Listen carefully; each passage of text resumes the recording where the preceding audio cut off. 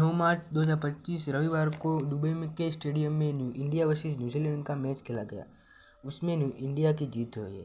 तो team India ने New Zealand को आईसीसी चैंपियन ट्रॉफी 2025 के फाइनल में 4 विकेट के अंतर से मात देकर तीसरी बार खिताब अपने नाम किया। भारत ने के कप्तान रोहित शर्मा 76 रन के अर्धशतक से रविवार को यहाँ फाइनल में न्यूजीलैंड को 4 विकेट से हराकर आईसीसी चैंपियन ट्रॉफी 2025 अपने नाम की।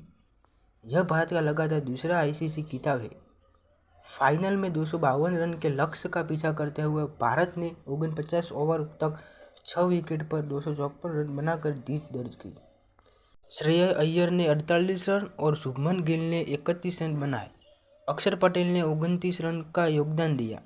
केवल राहुल ने 34 रन और रविंद्र जडेजा ने केवल 9 रन बनाकर टीम को जीत तक ले गए। टॉस जीतकर बल्लेबाजी करने उतरी न्यूजीलैंड ने डेरिन मिचेल 63 रन और माइकल ब्रेसवेल 53 रन के अर्धशतक को बदौलत 7 विकेट पर 251 रन का स्कोर खड़ा किया।